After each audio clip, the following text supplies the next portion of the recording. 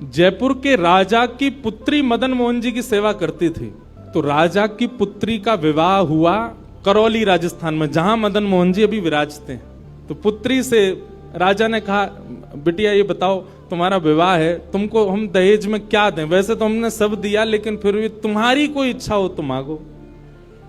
उसने कहा, पिताजी मुझे सबसे ज्यादा प्रेम श्री मदन मोहन जी से है। आप माता जी और पूरा परिवार गोविंद देव जी गोपीनाथ जी की सेवा किया करो। मदन मोहन जी को मैं ले जाऊं अपने साथ, अपने ससुराल में इनकी सेवा करूंगी।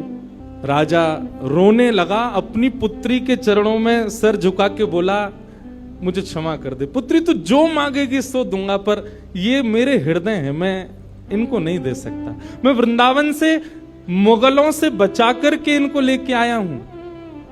वैसे तो ठाकुर जी को बचने की कोई आवश्यकता, ठाकुर जी कृपा करके आए हैं जयपुर में राजा के ऊपर, पर इनको देख करके मेरे प्राण बचते हैं। तू जो मांगेगी सो दे दूंगा। पर मदन मोहन जी बोले, पिताजी गोविंद देव जी गोपीनाथ जी हैं ना आपके पास में, एक ठाकुर जी मुझको दे दो। यहां राजा की जिद हो गई, नहीं दूंगा। पुत्री की जिद हो गई कि मुझे तो चाहिए, नहीं तो मैं विदाई नहीं होंगी। राजा की पत्नी ने भी कहा, अब इतनी कह रही है तो आप दे दीजिए ना, हमारे पास 2 ठाकुर हैं, इनकी सेवा हम करेंगे विस्तार से।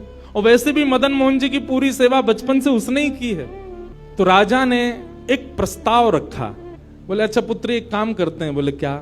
मैं तेरी आंख पे पट्टी बांधूंगा और आंख पे पट्टी बांध करके मदन मोहन जी जैसे 7 स्वरूप तेरे सामने खड़ा करूंगा, जिनमें से 6 स्वरूप जो होंगे वो मैं बनवाऊंगा और 1 स्वरूप वास्तविक मदन मोहन जी होंगे।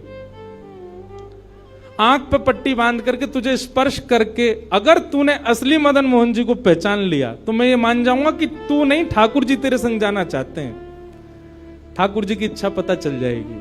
तो राजकुमारी बोली, ठीक है आप ये प्रयोजन कीजिए। राजा ने महाराज कारीगरों को बुलवाया और मदन मोहन जी के डिट्टो कॉपी 7-6 स्वरूप बनवाए। रात्रि में जब सोई, अगले दिन परीक्षण होना था, तो रात्रि में जब सोई तो बहुत रोई और ठाकुर जी से कहने लगी, नाथ